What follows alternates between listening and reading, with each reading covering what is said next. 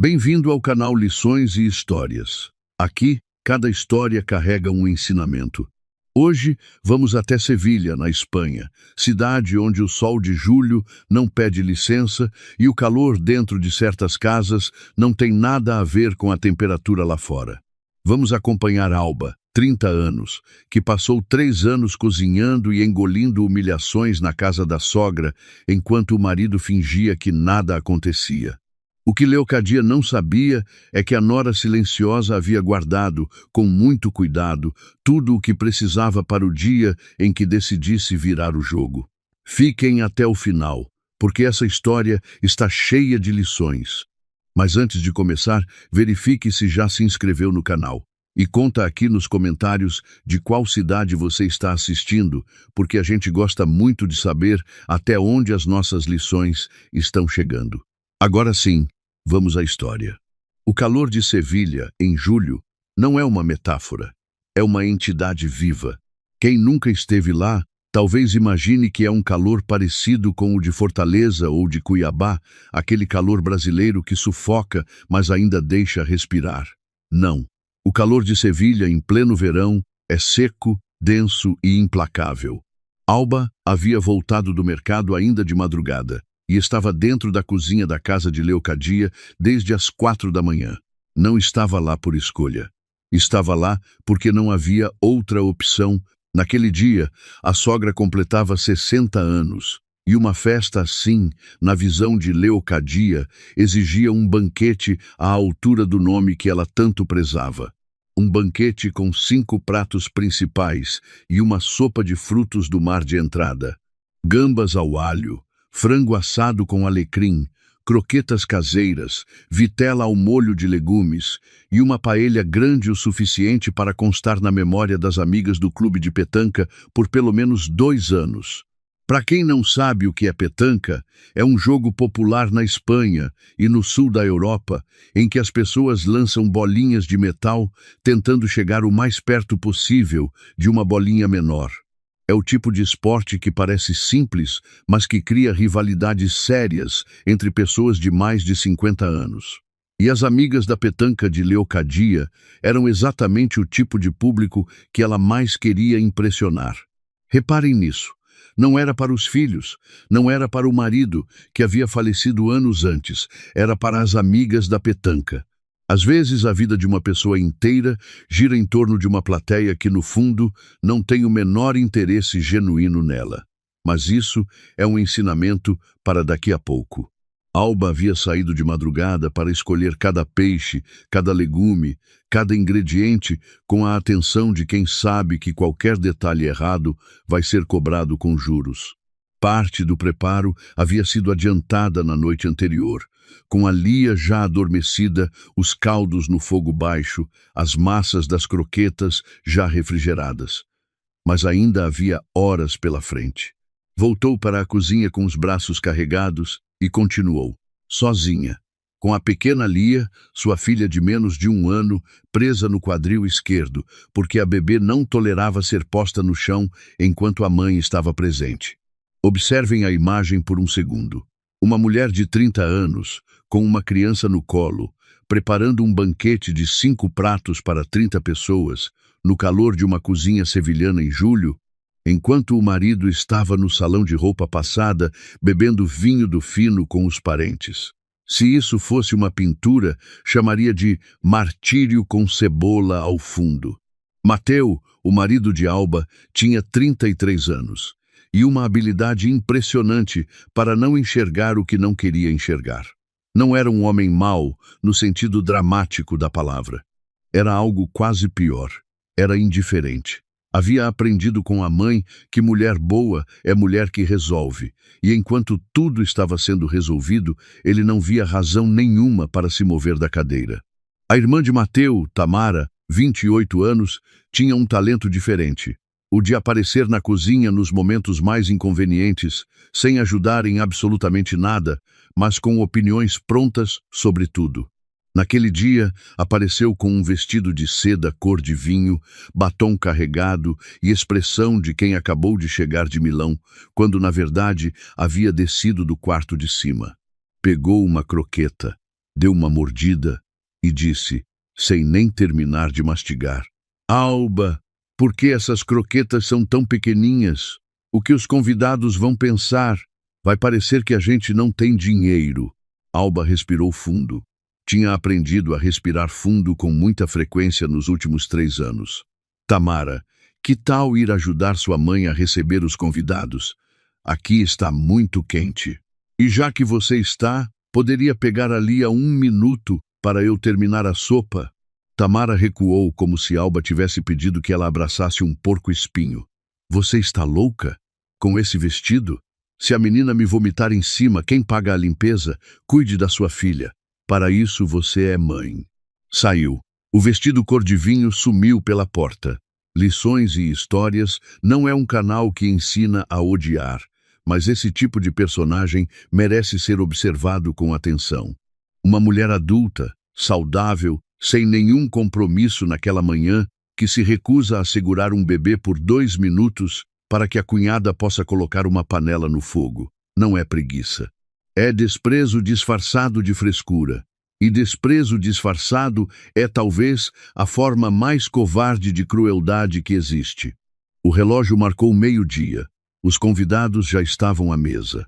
O barulho das conversas e dos brindes chegava da sala com aquela alegria que só quem não está na cozinha consegue ter.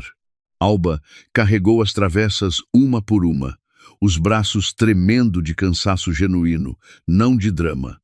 Quando pôs a última travessa sobre a mesa, a Lia começou a chorar com tudo. Fralda molhada. Alba correu para o quarto, trocou a fralda, deu de mamar para acalmar a bebê e voltou para servir a sopa de frutos do mar com 15 minutos de atraso. 15 minutos. Para trocar uma fralda e amamentar uma criança de menos de 1 ano. Quando entrou na sala com a sopeira, o silêncio que encontrou não era o silêncio de quem aguarda com paciência. Era o silêncio de quem já escolheu o alvo. Leocadia estava sentada à mesa principal, cercada pelas amigas da petanca e por parentes que Alba mal conhecia. Tinha o rosto contraído, as sobrancelhas juntas, a boca fina. Deixou os talheres caírem na mesa com um baque seco que funcionou como um gong. O que você ficou fazendo tanto tempo? A gente já quase terminou de comer. Quem vai querer sopa agora? Que vergonha. Minha família precisa aguentar uma nora assim, tão lerda e inútil. A voz de Leocadia tinha aquela qualidade particular de quem treinou durante décadas a arte de humilhar em público sem levantar o tom. Não precisava gritar. As palavras chegavam com precisão cirúrgica. Alba tentou explicar. Desculpe, precisei trocar a Lia e dar de mamar. Ela estava chorando muito. Não conseguia deixá-la assim. Foi a resposta errada. Não porque fosse mentira. Foi a resposta errada porque Leocadia não queria uma explicação. Queria uma vitória. E a explicação de Alba, dita em voz alta na frente de todos, parecia para Leocadia uma contestação. Uma nora não contesta. Uma nora abaixa a cabeça. Leocadia se levantou. Caminhou em direção a Alba com a determinação de quem não está com a menor dúvida sobre o que vai fazer. E antes que Alba pudesse recuar, a sogra levantou a mão e desferiu 2 bofetadas abertas no rosto dela, em sequência, com força total. O som das bofetadas cortou a sala inteira. O silêncio que veio depois foi de outro tipo. Era o silêncio de 30 pessoas que viram algo que não esperavam ver, mas que nenhuma delas estava disposta a intervir para impedir. Alba ficou parada, a sopeira ainda nas mãos, as bochechas ardendo. Olhou para a mesa dos homens. Mateu estava com a cabeça levemente baixa, servindo mais comida no próprio prato, como se o barulho tivesse sido de um copo caindo. Não levantou os olhos. Não disse uma palavra. Tamara, do outro lado da sala, colocou a mão na boca para esconder o que era claramente um sorriso. Guardem essa imagem, não o da bofetada. Essa qualquer um viu. Guardem a imagem de Mateu se servindo de comida. É o retrato perfeito de um homem que há anos escolheu a conivência e chamou isso de neutralidade. Não existe neutro quando a pessoa que você jurou proteger está sendo agredida na sua frente. Existe cumplicidade envergonhada. E ponto. Durante 3 anos, quando a sogra a insultava ou o marido a ignorava, Alba chorava no banheiro. Fechava a torneira para ninguém ouvir, enxugava o rosto, voltava às panelas. Havia um ritual nisso, uma espécie de trégua que ela firmava consigo mesma a cada vez. Aguentar mais um pouco, por Lia, pela estabilidade, pela esperança de que as coisas melhorariam. Naquele dia, algo diferente aconteceu. As lágrimas não vieram. Em vez disso, veio uma calma que ela mesma não reconheceu de imediato. Uma calma que não era resignação, era outra coisa. Era o fim de alguma conta que havia sido aberta há muito tempo e que naquele momento fechou.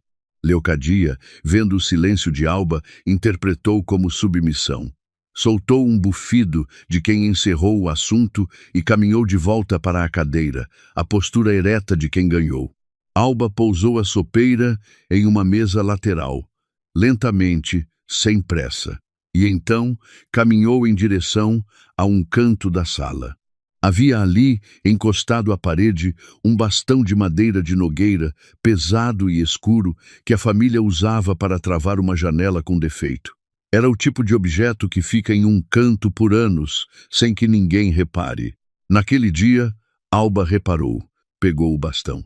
O peso da madeira se encaixou nas mãos dela com uma solidez inesperada. As conversas foram diminuindo, as cabeças foram virando. Matel levantou os olhos do prato e o rosto dele mudou de cor de um jeito que levaria um pintor experiente para reproduzir. O que é essa loucura? Larga isso agora. A voz saiu fina, fina e sem autoridade, que é a combinação mais patética que existe em uma voz masculina. Alba não respondeu. Caminhou diretamente até a mesa central, onde estava a peça que Tamara havia encomendado com dinheiro que, convém saber, saiu do próprio salário de redatora freelance que Alba ganhava às escondidas, trabalhando de madrugada enquanto a família dormia. Um bolo de 5 andares, decorado com flores de açúcar, recoberto de chantilly e montado com um capricho que custou caro. Era o símbolo da festa, o símbolo do sucesso de Leocadia. Alba ergueu o bastão com as 2 mãos e o trouxe abaixo com toda a força que tinha. O bolo explodiu. Não há outra palavra mais adequada. O chantilly foi em todas as direções, os andares desmoronaram, as flores de açúcar voaram como estilhaços de algo que merecia ser destruído. Um pedaço generoso de creme acertou em cheio o vestido de Leocadia, escorregando pelo tecido com a elegância natural de quem chegou exatamente onde precisava chegar. Alba não parou. Virou o bastão para a mesa principal e varreu os pratos de porcelana cara que Leocadia guardava para ocasiões importantes. As gambas foram para o chão. O frango foi para o chão. O caldo da vitela respingou na toalha de linho bordada que a sogra havia passado na véspera. O som dos pratos quebrando era o som de 3 anos se despedaçando de uma vez. A sala explodiu em gritos. As amigas da petanca se colaram à parede como se estivessem assistindo a um fenômeno da natureza, que de certa forma era exatamente o que estavam assistindo. Alguns parentes pularam das cadeiras para escapar dos respingos.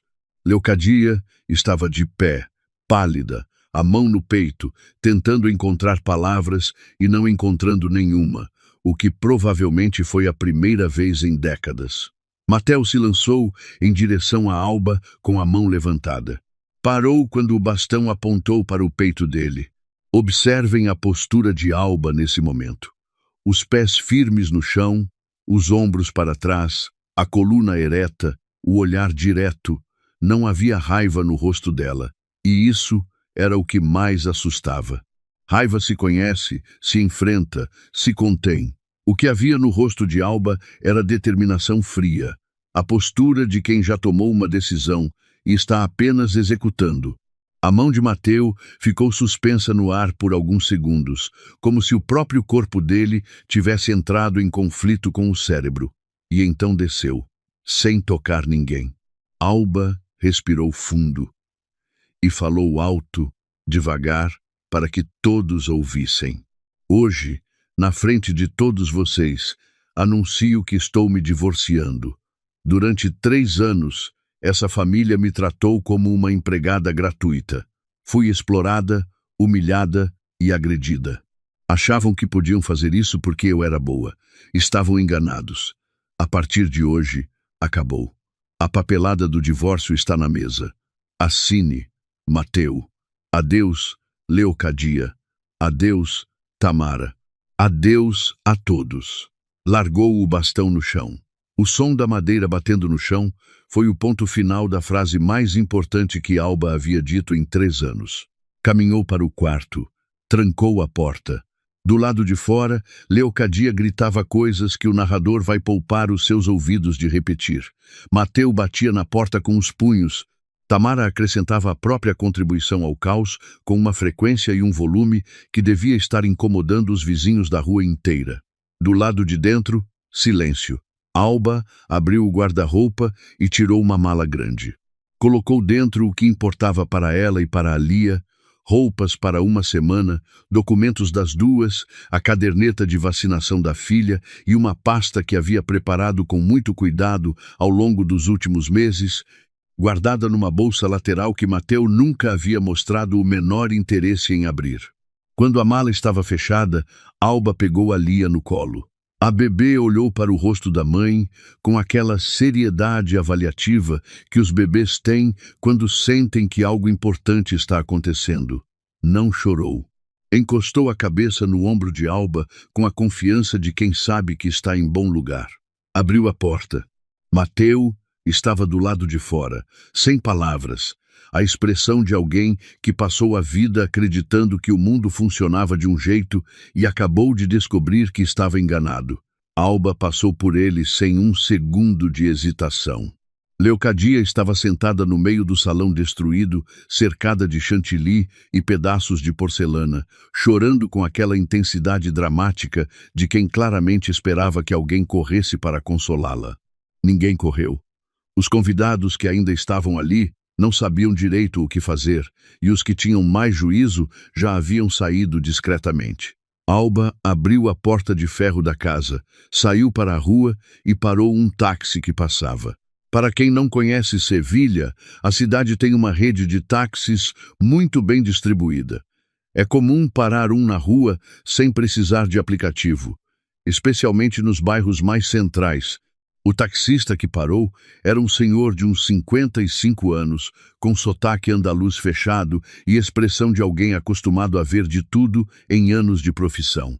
Olhou para a mala, olhou para a bebê, olhou para o rosto de Alba, que ainda carregava a marca da bofetada nas bochechas. Não perguntou nada. Abriu o porta-malas. Aeroporto de São Pablo, disse Alba. A voz saiu leve. Mais leve do que ela esperava. O carro arrancou. A casa de Leocadia foi ficando para trás, menor a cada curva, até desaparecer. Alguém poderia perguntar por que Leocadia não chamou a polícia. A resposta é simples: porque chamar a polícia significava registrar publicamente que havia agredido a nora na frente de 30 testemunhas. Com Alba de um lado dizendo "fui agredida", e 30 convidados que viram as bofetadas com os próprios olhos, Leocadia calculou bem o risco. A história que ela queria contar, a da nora louca que destruiu a festa, sobrevivia melhor sem um boletim de ocorrência que começava com ela levantando a mão primeiro. No bolso de Alba, o telefone vibrava com uma insistência que parecia pessoal. Chamadas de Mateu, de Tamara, de parentes cujos nomes ela mal sabia de cor. Tirou o telefone, olhou a tela por um momento, uma calma absoluta. Deslizou o dedo e desligou o aparelho. Abriu o compartimento, tirou o chip e, quando o táxi passou por uma avenida larga, jogou o chip pela janela no asfalto quente de Sevilha. O narrador precisa pausar aqui para dizer uma coisa. Existe um gesto simbólico em cada história que resume tudo. O bastão no bolo foi o gesto de quem rompeu. O chip no asfalto foi o gesto de quem não vai voltar. São duas coisas muito diferentes. Uma é raiva, a outra é decisão. No aeroporto São Pablo, Alba foi direto ao balcão de passagens de última hora. Havia assentos disponíveis em um voo para Astúrias que saía em 2 horas. Pagou com um cartão de crédito tirado de um compartimento interno da carteira, aquele tipo de compartimento que existe justamente para guardar o que não pode estar misturado com o cotidiano. Aqui tem um detalhe que quem é do Brasil talvez não saiba. Na Espanha, o regime padrão de casamento é o de gananciais, em que os rendimentos do trabalho de ambos os cônjuges são considerados bens comuns. Mas Alba havia feito diferente. Antes do casamento, ela e Mateu assinaram capitulações matrimoniais, o equivalente espanhol de um pacto antenupcial, estabelecendo separação de bens. O que ela ganhasse com o próprio trabalho era dela, e apenas dela. Alba havia trabalhado como redatora freelance por 3 anos, de madrugada, depois que a casa dormia, sem jamais mencionar isso à família de Mateu. O dinheiro era dela, a conta era dela, e não havia nada que Mateu pudesse fazer a respeito. No Brasil, a partilha em regime de comunhão parcial depende do enquadramento jurídico de cada bem ou verba, e os rendimentos do trabalho durante o casamento têm tratamento que varia conforme a situação. Quanto ao divórcio, uma atualização recente.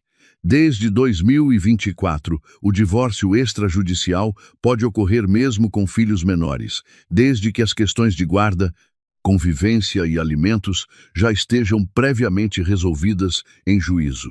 Em ambos os países, o que protege os filhos é a pensão alimentícia, que o juiz pode arbitrar independentemente da vontade de qualquer uma das partes.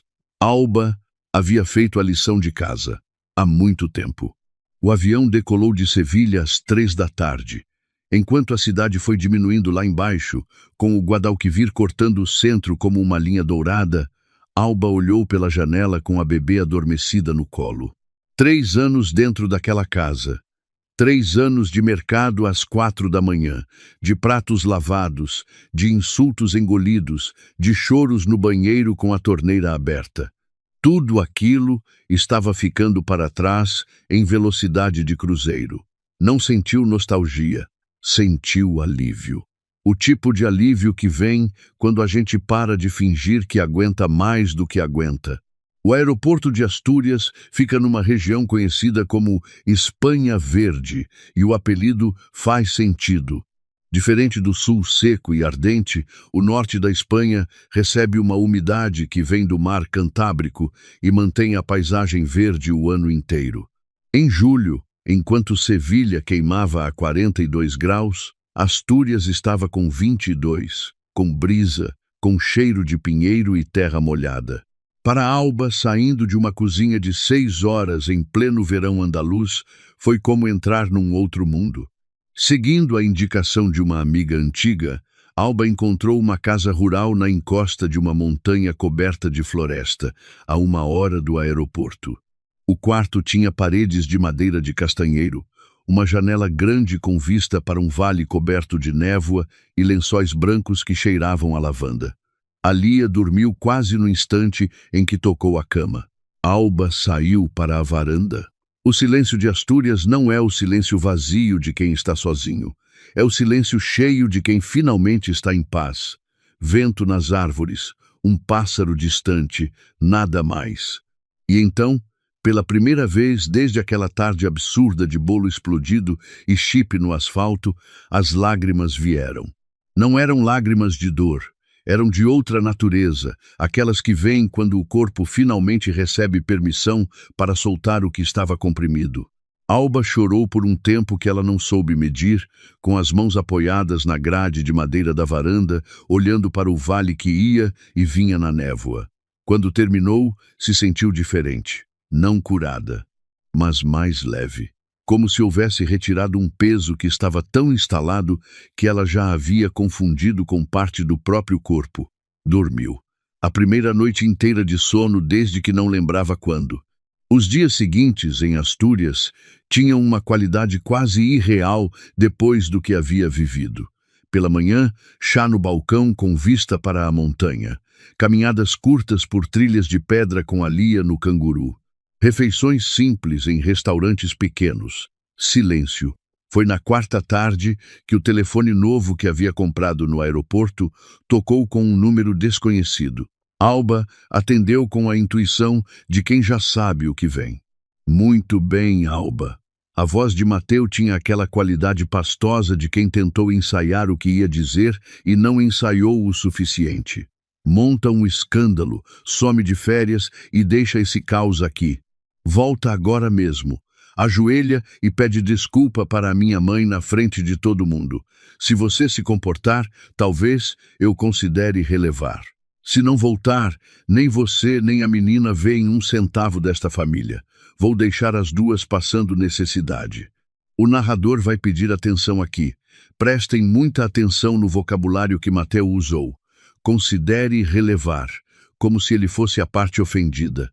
Como se os 3 anos em que Alba cozinhou, limpou, criou e aguentou fossem obrigações óbvias que não precisavam nem de reconhecimento, quanto mais de gratidão. E as ameaças financeiras vieram logo em seguida, com a velocidade de quem estava esperando por essa chance há tempo. Isso tem nome. Chama-se controle financeiro. E é uma das formas mais eficazes de manter alguém preso sem precisar de correntes físicas. Alba estava sentada à janela do quarto, os pinheiros lá fora, balançando devagar no vento da tarde. Deixou Mateu terminar, sem interromper. Esperou o momento em que ele parou para respirar e disse, com uma voz que não tinha o menor vestígio de emoção: "Você terminou? Então abre o seu e-mail. Acabei de mandar o acordo de divórcio. Assina e manda para o endereço que está no documento. Poupa o discurso." Mateu soltou uma risada daquelas que tentam soar com desprezo, mas chegam com insegurança. "Acha que divorciar é assim tão simples? Você foi embora, cria sua filha sozinha. A casa é da minha família. O dinheiro está comigo, você não vai ver nada." Alba abriu o laptop sobre a cama. Acessou uma pasta com senha. "Mateu", disse ela, com a calma de quem está prestes a jogar as cartas certas sobre a mesa. "Você achava que eu era uma empregada que não entendia nada do que acontecia naquela casa? Abre o segundo e-mail que acabei de mandar. Lê com atenção." Silêncio do outro lado. Depois o som de teclado. Depois uma respiração que foi mudando de cadência. A pasta que Alba havia preparado ao longo de meses era uma obra de paciência e método. Extratos bancários, comprovantes de transferência, capturas de conversas, a reconstituição cuidadosa de um esquema que Mateu havia mantido por anos. Enquanto alegava que a empresa ia mal e cortava o dinheiro de casa, ele havia desviado, de uma conta conjunta, valores regulares para cobrir as dívidas de apostas de Tamara. Havia também um seguro de vida caro contratado para a mãe, com ele mesmo e a irmã como beneficiários.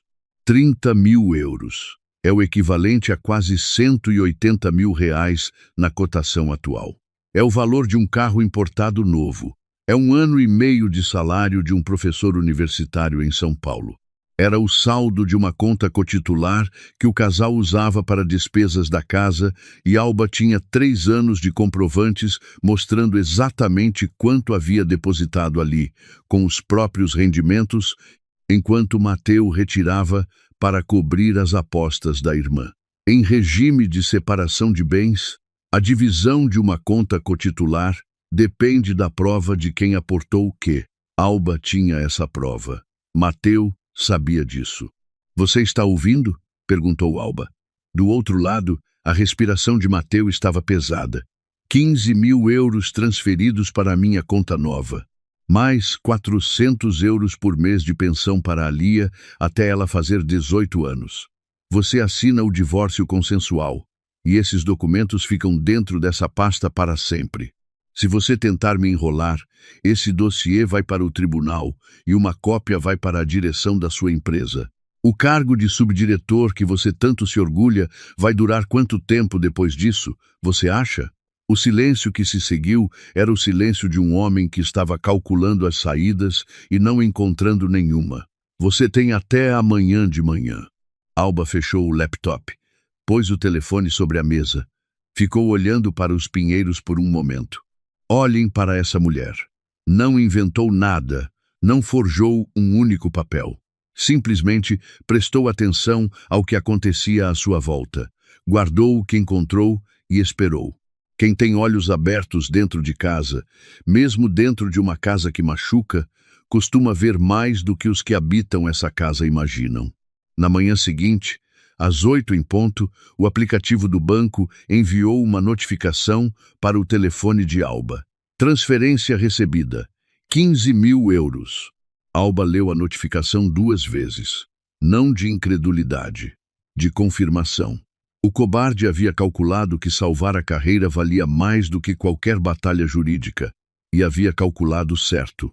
Pôs o telefone de volta sobre a mesa da casa rural, foi até a janela e ficou olhando o vale que amanhecia sob uma camada fina de névoa. A Lia ainda dormia. Os pássaros já não dormiam. E Alba, pela primeira vez em 3 anos, tinha a sensação de que o dia à frente pertencia a ela. Semanas depois, um advogado contratado por Alba formalizou o que Mateus já havia aceitado por telefone com a voz trêmula. O divórcio consensual foi homologado sem batalha judicial, com pensão alimentícia de 400 euros mensais para a Lia até os 18 anos, exatamente como Alba havia exigido naquela tarde em Astúrias, com os pinheiros lá fora e a calma de quem não tinha mais nada a perder, e por isso mesmo tinha tudo a ganhar. Aqui tem um detalhe, que quem é do Brasil talvez não saiba. Na Espanha, o divórcio pode ser pedido sem alegar culpa ou causa, basta querer. Quando há filhos menores, o acordo consensual segue pela via judicial, com um documento chamado Convênio Regulador, que define guarda, convivência e alimentos. O juiz homologa e está resolvido, sem batalha. No Brasil, a situação é parecida. Desde 2024, o divórcio extrajudicial passou a ser possível mesmo com filhos menores, desde que as questões deles estejam previamente resolvidas em juízo. O que protege os filhos em ambos os países é a pensão alimentícia, que o juiz pode arbitrar independentemente da vontade de qualquer das partes. Mateus assinou. A pensão ficou registrada, e a vida de Alba em Astúrias ganhou uma solidez que ela não havia sentido em muito tempo. Se Leocadia soubesse, naquele julho de festa e bofetadas, que a nora lerda e inútil estava prestes a transformar 3 anos de humilhação numa pasta de documentos que valeria 15.000 euros e uma pensão garantida, talvez tivesse servido a sopa a ela mesma. Os dias na casa rural tinham um ritmo que parecia ter sido feito sob medida para quem precisava se reconstruir. Alba acordava quando a Lia acordava, que já era tarde o suficiente para que o sol estivesse aquecendo a varanda. Tomavam café com vista para o vale. Caminhavam pelas trilhas de pedra entre as árvores, com a filha no canguru, que com 10 meses já tentava apontar para os pássaros com o dedinho e emitia sons que claramente, na sua visão, eram palavras. Mas Astúrias não era um destino. Era uma estação de recuperação. Alba sabia disso. Precisava de trabalho de verdade, de um propósito, de uma cidade que tivesse espaço para ela. Decidiu que essa cidade seria Madrid. Para quem não conhece bem a Espanha, Madrid não é o tipo de capital europeia que intimida logo de cara, como Paris ou Londres. É uma cidade barulhenta, calorosa, que come tarde, dorme tarde e tem uma maneira de acolher o recém-chegado que parece descuidada, mas é, na verdade, generosa. É uma cidade que pergunta o que você tem a oferecer antes de perguntar de onde você veio. Para uma mulher de 30 anos, recomeçando do zero, era o lugar certo. Irene, a melhor amiga de Alba desde a universidade, morava no bairro de Chambéry com o namorado Pablo, num apartamento pequeno, mas organizado, com aquela competência de quem sabe que espaço bem usado vale mais que espaço grande mal aproveitado. Irene nunca havia gostado de Mateus. Não por ciúme, não por maldade, mas porque tinha um radar calibrado para pessoas que diminuem outras e havia identificado o problema no segundo jantar em que o conheceu. Quando o carro parou na frente do prédio e Alba desceu com a mala e a Lia no colo, Irene estava na calçada esperando. Não disse nada por uns 3 segundos, só olhou. E então disse, com os olhos marejados, "Você está mais magra", mas os seus olhos voltaram. Prestem atenção nessa frase. Os seus olhos voltaram. Quem passou por um período longo de pressão e apagamento sabe exatamente o que Irene quis dizer. Tem uma luz nos olhos de uma pessoa que está vivendo de verdade, fazendo escolhas de verdade, que desaparece quando essa pessoa passa tempo demais num ambiente que a sufoca. E que volta, às vezes de uma hora para outra, quando ela finalmente respira ar que não está envenenado. Irene e Pablo haviam preparado um quarto para as duas. Compraram um berço para a Lia, puseram um cobertor dobrado na cadeira de amamentação e deixaram uma nota sobre a mesa que dizia apenas, "Bem-vinda para casa". Os primeiros dias em Madrid foram de ajuste. A Lia estava em fase de aprender a se levantar. Caía, ria, tentava de novo. Alba observava a filha com aquela mistura de orgulho e ternura que é específica das mães que ficaram tempo demais sem espaço para sentir.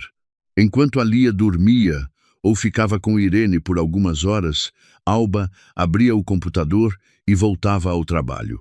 Criou um perfil profissional de redatora. Atualizou o portfólio com os trabalhos que havia feito nos últimos 3 anos de madrugada, naquelas horas roubadas depois que a casa dormia. Começou a enviar propostas. O primeiro trabalho chegou em menos de uma semana, conteúdo publicitário para uma marca de cosméticos que queria reformular a comunicação com mulheres acima dos 50 anos. O briefing dizia que precisava de uma linguagem que não fosse condescendente nem tentasse fazer a cliente se sentir mais jovem do que é. Alba releu o briefing 3 vezes, então começou a escrever. Escreveu durante 4 horas. Não porque o texto fosse longo, porque cada frase que ela via pela metade e jogava fora era substituída por uma melhor, e cada vez que tentava soar genérica, algo dentro dela resistia. Entregou o texto. 2 horas depois, recebeu a resposta. Aprovado sem alterações. 250 euros depositados. 250 euros. Não era uma fortuna. Era a quantia certa para alguma coisa muito mais importante do que seu valor numérico representava. Era a primeira prova, em 3 anos, de que a cabeça de Alba tinha valor de mercado. Que a mulher que havia acordado às 4 da manhã para escolher gambas no mercado de Sevilha também era capaz de construir algo com as próprias palavras. A Lia estava dormindo quando Alba recebeu o depósito. Ela ficou olhando para a tela por um momento, sozinha na sala silenciosa de Chambéry, e então sorriu. Um sorriso pequeno, sem plateia, que era exatamente por isso o mais verdadeiro que havia em muito tempo. A tranquilidade durou o tempo que tranquilidades costumam durar quando existe uma leocadia no mundo. Alguém havia mencionado para a sogra que Alba estava sendo vista com a Lia pelos arredores de Chambéry. Leocadia, que havia passado as semanas desde a festa em cama com pressão alta, lamentando-se e recebendo visitas que cada vez mais vinham por curiosidade do que por afeição, encontrou nessa informação um novo combustível. Numa manhã de semana, enquanto o pai de Alba, Ernesto, regava as plantas no pátio da casa modesta em Vallecas, onde havia criado a filha e lecionado por 32 anos como professor do ensino médio, a porteira lateral se abriu. Entraram Leocadia e Tamara. Leocadia foi direto ao ponto, com aquela capacidade de elevar o volume da própria voz que parecia um dom de nascença. "Venho buscar o que é meu. Sua filha destruiu minha festa, difamou minha família e fugiu com o dinheiro do meu filho. Chame essa desvergonhada aqui e mande ela devolver os 30.000 euros, ou eu faço questão de que todo o bairro saiba que tipo de gente mora nessa casa." Ernesto tinha 62 anos. Era um homem de estatura média, cabelos brancos e a calma construída de quem passou décadas explicando as mesmas coisas para adolescentes desinteressados. Não era o tipo de homem que levantava a voz, mas também não era o tipo que recuava. Meça suas palavras. Minha filha é uma mulher honrada. Não venha aqui caluniar minha família. A discussão escalou. Leocadia era experiente em escaladas.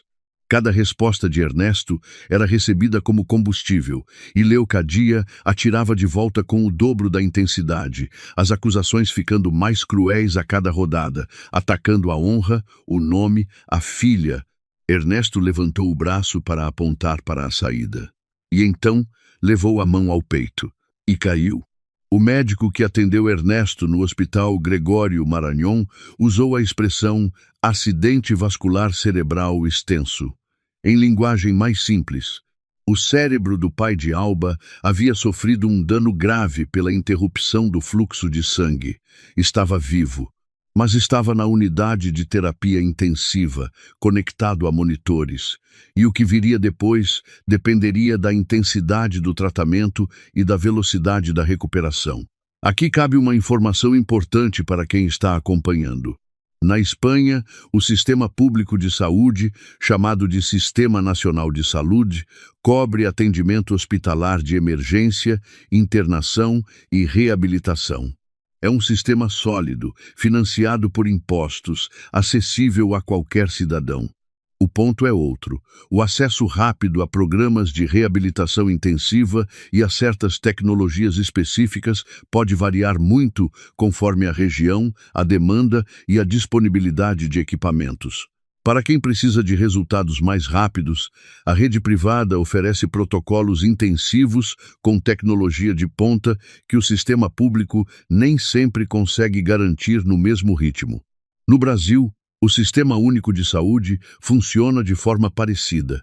A cobertura existe, mas a reabilitação intensiva especializada costuma ter fila e limitações que o plano privado resolve com mais velocidade.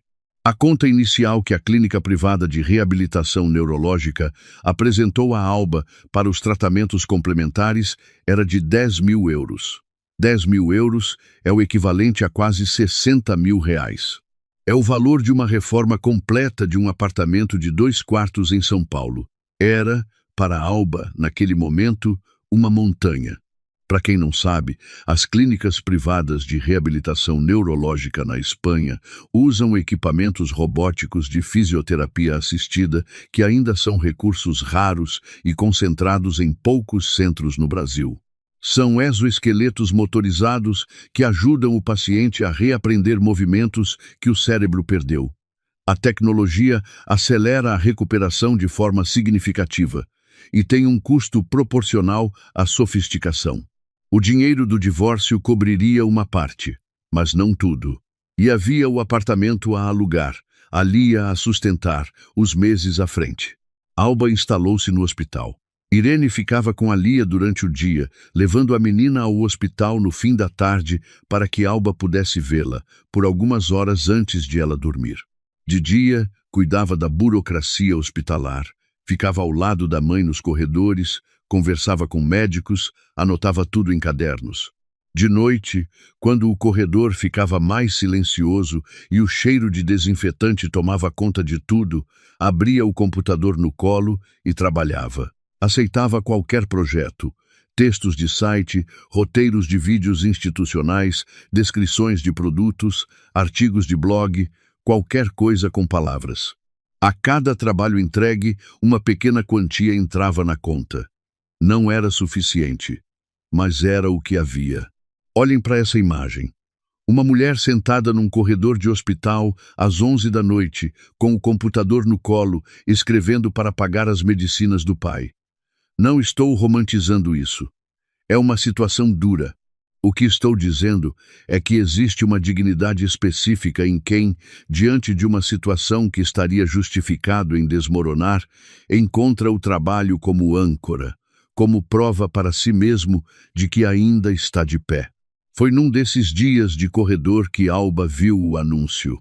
O Grupo Atlas era uma das maiores empresas de comunicação da Espanha, com jornais, portais digitais e uma divisão de produção de conteúdo que havia crescido muito nos últimos anos. O anúncio buscava uma diretora de conteúdo. O salário era o tipo de número que resolve problemas. Alba olhou para o anúncio por um longo tempo. Então olhou para as paredes amareladas do corredor. Então olhou para o anúncio de novo. Atualizou o currículo às 2 da manhã, com o pai monitorado pela equipe de plantão e a mãe dormindo numa cadeira a 3 metros de distância. Descreveu os 3 anos de trabalho freelance com uma precisão que tornava cada projeto em evidência de competência. Anexou os melhores textos. Clicou em enviar.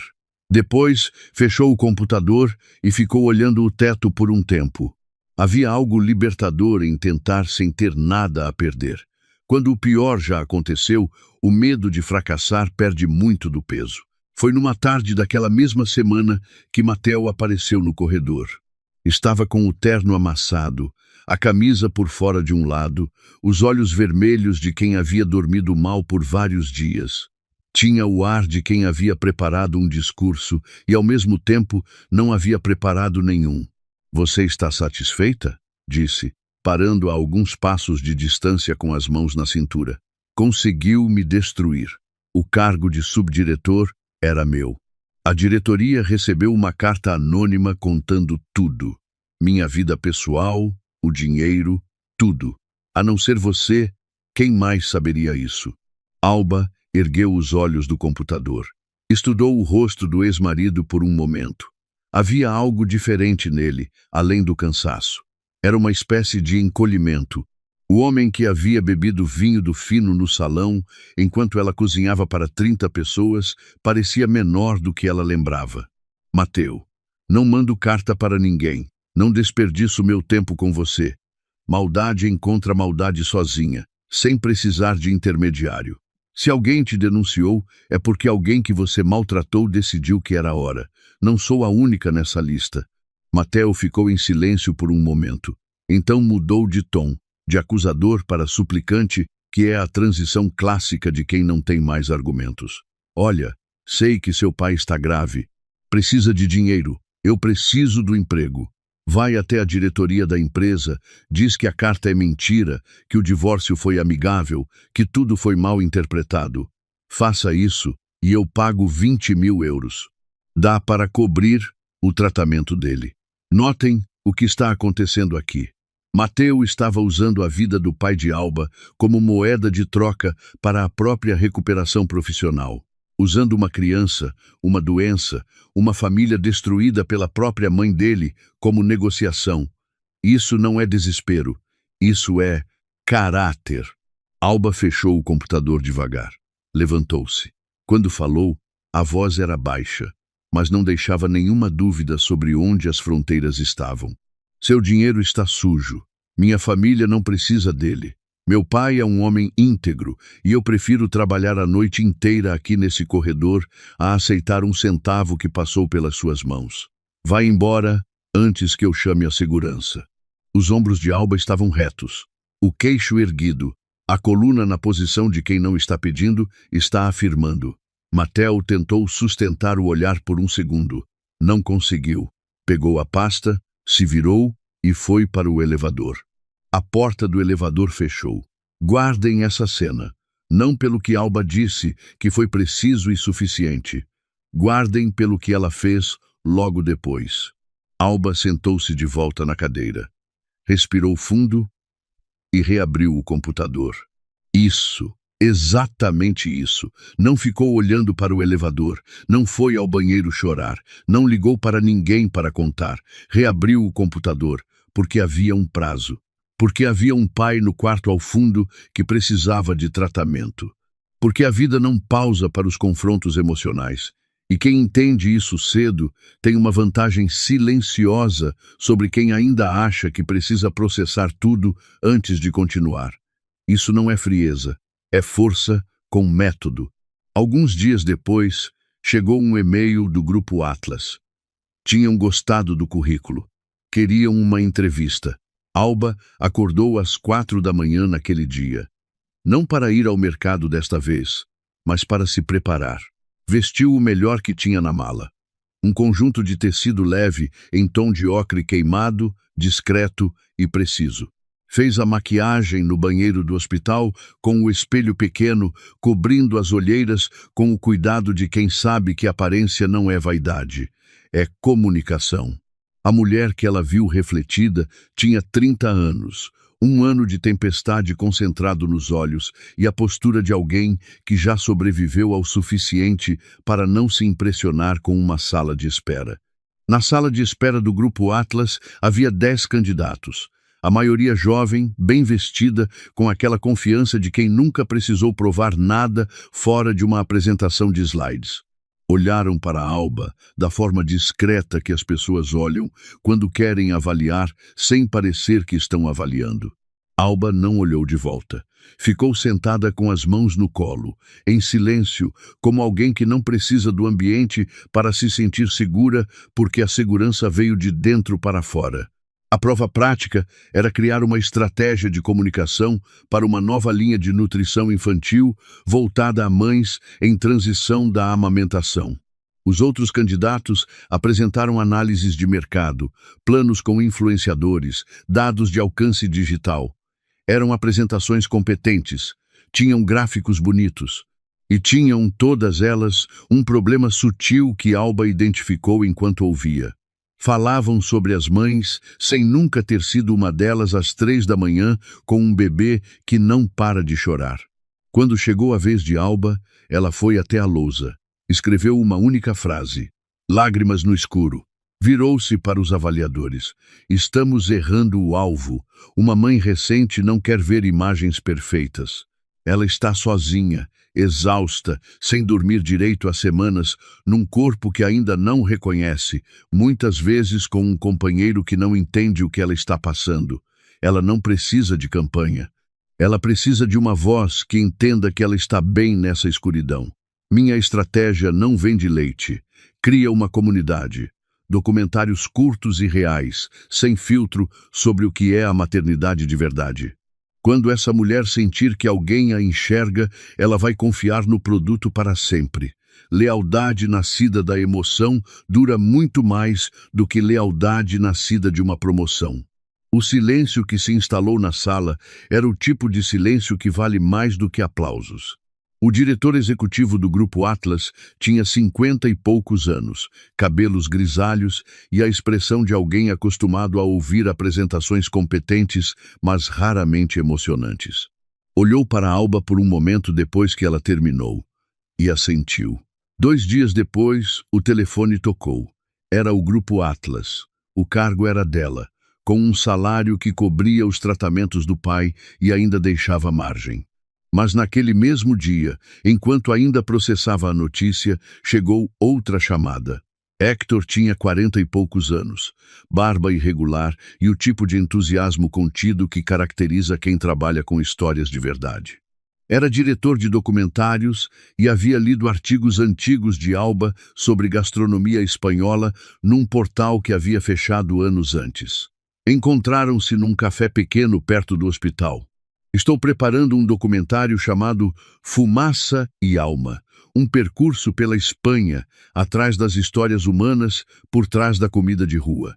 Tenho a equipe, tenho o financiamento, mas preciso de uma roteirista com a sua sensibilidade. Quero que seja você. Alba ouviu com atenção. Sentiu algo que há muito tempo não sentia, a vontade de dizer sim antes mesmo de saber os detalhes. Mas havia a realidade.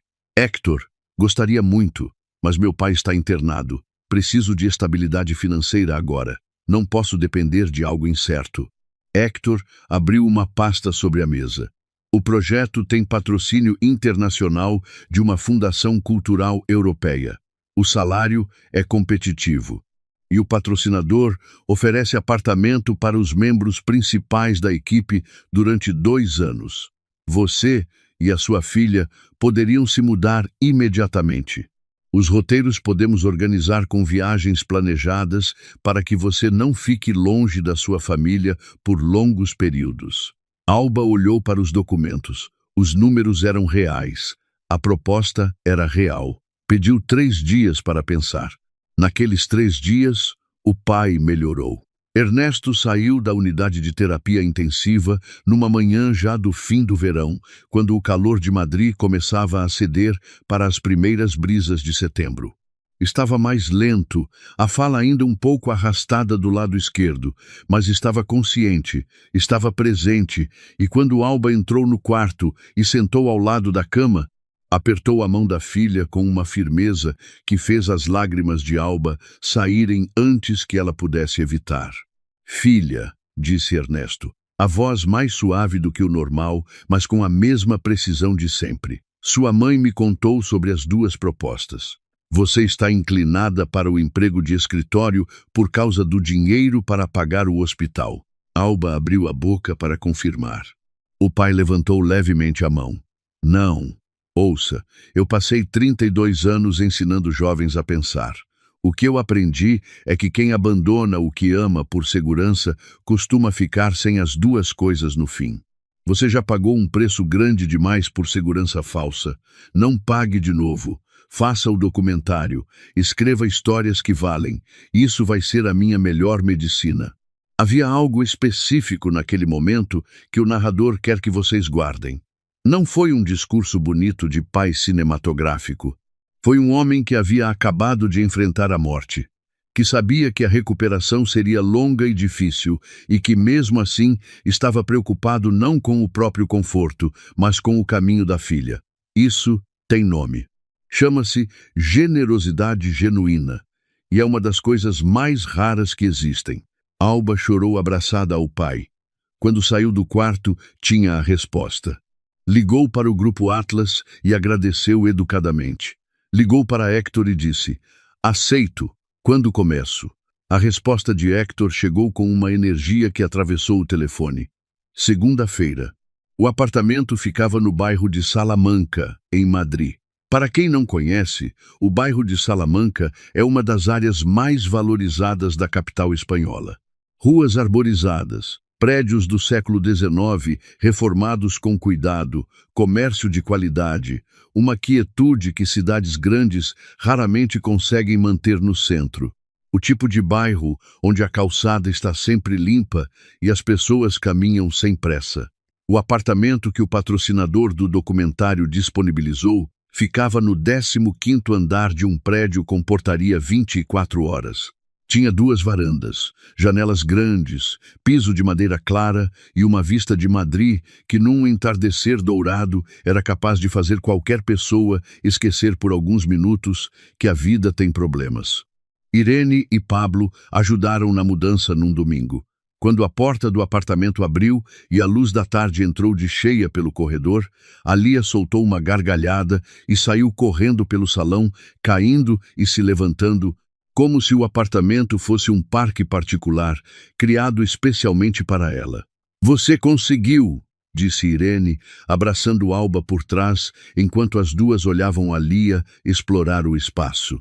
"Ninguém vai te humilhar aqui." Era verdade. E Alba sabia disso de uma forma que não era só esperança. Era certeza. Aquela noite, depois que a Lia dormiu, Alba saiu para a varanda com uma xícara de chá. As luzes de Madrid se espalhavam até onde a vista alcançava. Um patchwork de janelas iluminadas, de vidas acontecendo em paralelo, cada uma com seus próprios pesos e suas próprias saídas. Pensou em Sevilha, em 3 anos de madrugadas no mercado, nas bofetadas, no bastão, no chip no asfalto, não com raiva, com a distância de quem olha para uma tempestade que passou e reconhece que sobreviveu a ela e ainda está de pé. O documentário Fumaça e Alma não chegou ao sucesso sem o peso dos meses anteriores.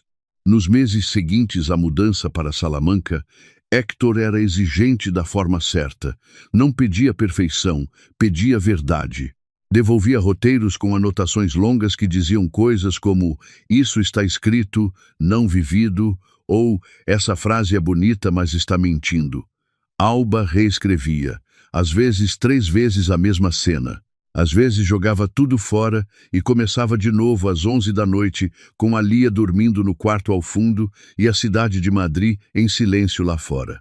Houve uma semana, já no outono, em que Alba olhou para o roteiro do segundo episódio, depois da quarta revisão, e pensou seriamente se havia escolhido certo. O apartamento era uma dádiva. Os pais estavam estabilizados, mas o dinheiro que entrava ainda dependia de projetos menores que ela aceitava em paralelo para ter margem. Havia noites de cansaço real, aquele cansaço que não é só do corpo, mas da dúvida. Foi numa dessas noites que ela abriu o caderno onde havia anotado a frase do pai no hospital. Faça o documentário, escreva coisas que valem. Essa será minha melhor medicina. Fechou o caderno e reabriu o roteiro. Quase um ano depois daquela tarde em Sevilha, o documentário Fumaça e Alma estreou numa plataforma de streaming europeia com distribuição em vários países. O primeiro episódio acompanhava uma senhora de 78 anos que vendia sopa num mercado popular de Madrid havia 50 anos para custear o tratamento dos filhos com deficiência. O roteiro de Alba não tentou transformar a senhora em símbolo. Deixou ela ser o que era, uma mulher real, com mãos calejadas, memória excelente e um humor seco que surpreendia em todo o episódio. O episódio foi compartilhado mais de 200.000 vezes na primeira semana. Os críticos de televisão escreveram que o roteiro tinha uma capacidade incomum de escutar o que as pessoas dizem antes de escrever o que elas deveriam dizer. Alba leu essa frase 3 vezes. Guardou. Os prêmios vieram. Com eles, novos projetos. Com eles, dinheiro suficiente para quitar as últimas contas do hospital, depositar uma reserva para os pais e ainda manter o apartamento com conforto. Numa tarde de domingo, Alba foi até Vallecas. O pai estava no jardim, mais lento do que antes do acidente vascular, mas com o mesmo hábito de regar as plantas com atenção de quem considera cada uma delas um compromisso. A mãe havia feito almoço para 4.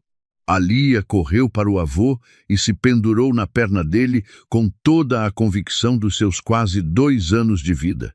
Ernesto ficou parado, segurando o regador, olhando para a neta pendurada na perna, como se aquilo fosse a coisa mais razoável do mundo. Ernesto olhou para a filha e para a neta e sorriu com o lado bom do rosto. Alba colocou sobre a mesa uma caderneta de poupança e um envelope. Está quitado. Tudo. E isso é para vocês, para viverem sem preocupação. A mãe chorou. O pai não disse nada por um tempo. Depois, olhou para a filha e disse, com a voz pausada de quem escolhe cada palavra: Eu sabia que você ia chegar aqui, só não sabia que ia ser tão rápido. Numa tarde em que Alba estava no café perto do apartamento, revisando o roteiro do 3º episódio, o telefone vibrou com uma mensagem de um número que ela não reconheceu. Leu. Era Mateu. Alba, preciso falar com você. Estou em maus lençóis. Perdi o emprego de vez. Meti dinheiro em investimento errado e perdi tudo. Tenho gente me cobrando de um jeito que não é pelos correios. Você é a única pessoa que pode ajudar. Por favor, pelo que fomos. Pelo que fomos. Alba releu essa última frase 2 vezes. Pensou na cozinha de Sevilha, no barulho dos talheres caindo na mesa, na mão levantada de Leocadia. Em Mateu servindo mais comida no prato enquanto isso acontecia, pousou o telefone virado para baixo sobre a mesa. Abriu o documento do roteiro e continuou a escrever. Não respondeu. Não naquele dia. Não em nenhum outro. Algumas semanas depois, Irene foi jantar no apartamento e trouxe consigo o restante da história. Tamara havia se casado com um homem de posses logo após o divórcio de Alba, com a velocidade de quem busca suporte financeiro antes que o anterior desapareça de vez. A sogra nova, diferente de Leocadia, não tinha paciência para a preguiça disfarçada de personalidade. Em menos de 2 meses, Tamara estava de volta à casa da mãe com as malas e a expressão de quem não entende por que o mundo não funciona como ela imaginou. O narrador gostaria de registrar que Tamara, Ao longo de toda essa história, recusou segurar um bebê por 2 minutos, criticou o tamanho das croquetas e sorriu atrás da mão enquanto a cunhada levava bofetada. E que o universo, com o senso de humor que tem, a colocou 2 meses depois lavando louça para a própria mãe, sem ninguém para criticar. Às vezes, a justiça é poética. Às vezes, é doméstica. Mateo havia perdido o cargo. Tentou recuperar o dinheiro em criptomoedas, que é o caminho clássico de quem não entende de risco, mas acredita que merece sorte rápida. Perdeu mais. O mercado de criptomoedas tem uma maneira muito eficiente de transformar a arrogância em extrato bancário negativo. Endividou-se com pessoas cujo método de cobrança não passava por cartas registradas. Quando os credores foram à casa de Leocadia procurar por ele, Mateo não estava. Havia sumido sem deixar endereço. Leocadia enfrentou os credores sozinha. Na confusão, caiu, bateu a cabeça. O impacto somado ao estresse de semanas de tensão resultou num segundo acidente vascular. Este foi mais grave do que o de Ernesto. Leocadia ficou com o lado direito do corpo com mobilidade reduzida e a fala comprometida. Tamara, que nunca havia lavado o próprio prato com entusiasmo, se viu de repente responsável por uma mãe que precisava de cuidados constantes, numa casa que o banco estava avaliando para a execução de dívidas, sem renda própria e sem o irmão. O narrador não conta isso com satisfação. Não é esse o espírito desse canal. O universo não é uma máquina de vingança a serviço dos protagonistas das nossas histórias. O que o universo faz, com uma regularidade que às vezes surpreende, é apresentar contas. E a conta de Leocadia e Tamara tinha sido acumulada durante muito tempo. Numa manhã de domingo, o interfone do prédio tocou. "Senhora Alba", disse o porteiro, "tem 2 mulheres aqui embaixo. Uma está em cadeira de rodas. Dizem que são família e estão exigindo subir. Estão causando confusão no saguão." Alba reconheceu a situação sem precisar de mais detalhes. Desceu de elevador com a calma de alguém que não está com pressa, porque já sabe o que vai encontrar e já sabe o que vai dizer. No saguão amplo e iluminado do prédio, Tamara discutia com o segurança, os braços em movimento, a voz no volume que havia herdado da mãe. Ao lado dela, numa cadeira de rodas simples, estava Leocadia. O rosto que havia sido tão capaz de expressar desdém estava agora assimétrico, um lado mais caído que o outro. Os olhos, que em outros tempos lançavam julgamentos como dardos, estavam úmidos e perdidos. Ao ver Alba saindo do elevador, Leocadia estendeu um braço trêmulo. "Au, bah!" A voz saiu arrastada, com o esforço de quem luta contra o próprio corpo para ser compreendida. "Ma, teu foi. Cuida de mim. Quero ver minha netinha." Tamara aproveitou a abertura e mudou o tom num segundo, com a mesma fluidez de sempre. "Alba, olha o estado da mamãe. Estamos sem nada. O banco vai tomar a casa. Deixa a gente ficar no seu apartamento só por um tempo. Você tem espaço. Eu te ajudo com tudo, prometo." Os ombros de Tamara estavam curvados. Os olhos tentavam apelar para alguma compaixão que ela claramente calculava que ainda existia do outro lado. Era uma tentativa de leitura de situação que chegava tarde demais e mal calibrada. Alba ficou parada por um momento, olhando para as duas. Para a mulher que a havia agredido na frente de 30 pessoas. Para a jovem que havia sorrido atrás da mão enquanto isso acontecia. Para a mesma mulher cujas calúnias haviam colocado Ernesto no chão de um pátio em Valecas. Quando falou, a voz estava quieta. Não havia raiva, havia apenas clareza. "Leocadia, você me bateu na frente da sua família inteira. A senhora foi até a casa dos meus pais gritar calúnias que quase mataram meu pai. Tamara, você riu. Nenhuma das duas disse uma palavra em nenhum momento que eu precisei. Agora que a situação inverteu, vocês vieram até mim. Respeito os senhores de segurança o suficiente para não transformar esse saguão no que o seu salão foi naquele julho. Mas não vai entrar aqui. Eu não sou mais nora de ninguém. A lei confirma isso. E minha bondade, que vocês escolheram testar por 3 anos, tem limites que vocês já cruzaram. Virou-se para o chefe de segurança. Por favor, anote o rosto dessas duas. Entrada proibida. Se voltarem, chame a polícia diretamente. Caminhou para o elevador. Atrás dela, Tamara começou a dizer alguma coisa. O porteiro foi mais rápido, se posicionando entre as duas e o elevador com a firmeza profissional de quem está sendo pago exatamente para isso. A porta do elevador fechou. Limites não são crueldade. Limites são o reconhecimento de que a sua paz tem valor. Que proteger o que você construiu não é egoísmo.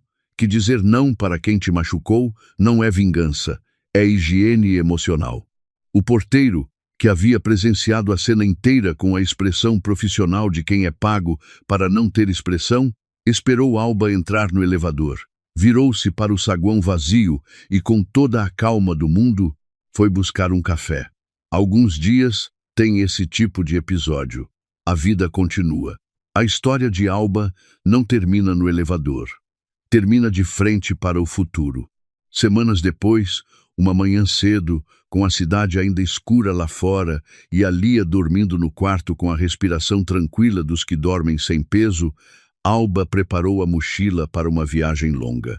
Héctor tinha um novo projeto, uma série sobre a gastronomia das zonas rurais da Espanha, viajando pelas regiões mais isoladas do país para encontrar os cozinheiros, os pastores, os pescadores, os que guardam receitas que não estão em nenhum aplicativo e que só existem porque uma pessoa decidiu passar para a próxima geração.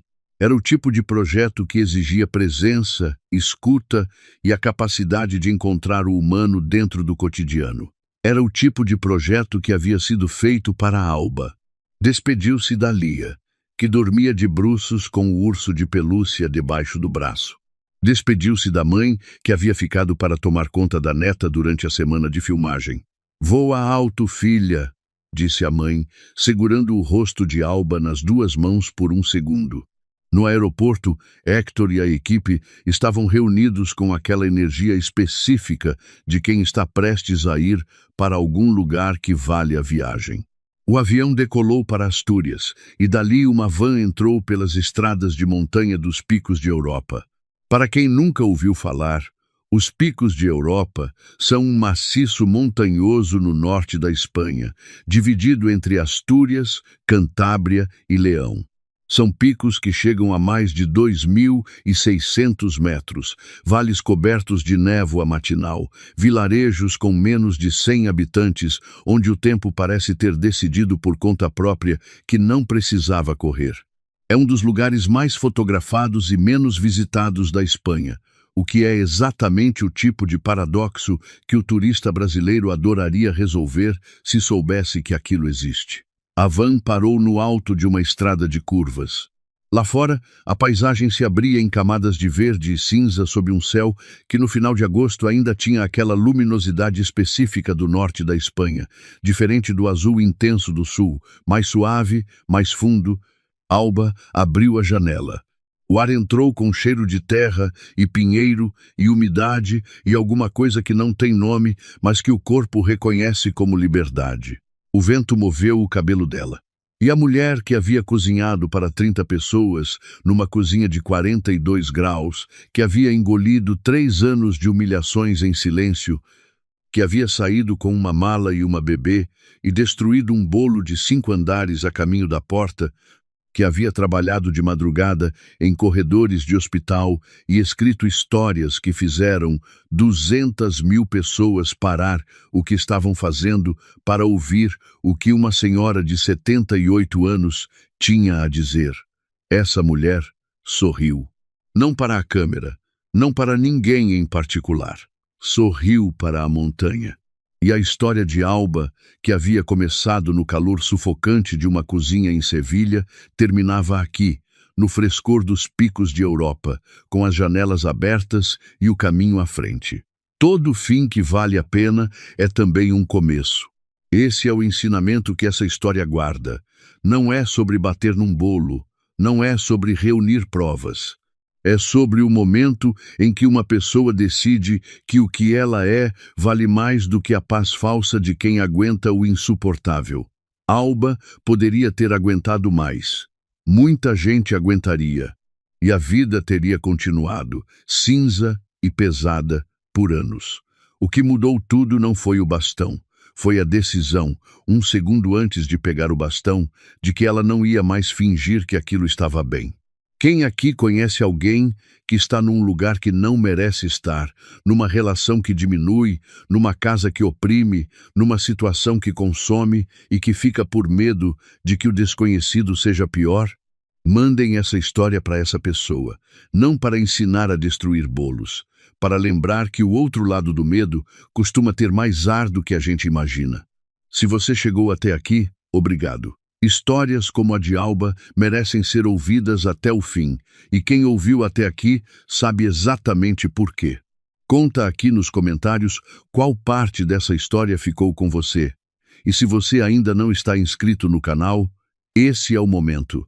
Cada história que a gente conta carrega uma lição, e eu prometo que vai valer cada minuto. A gente se vê na próxima história.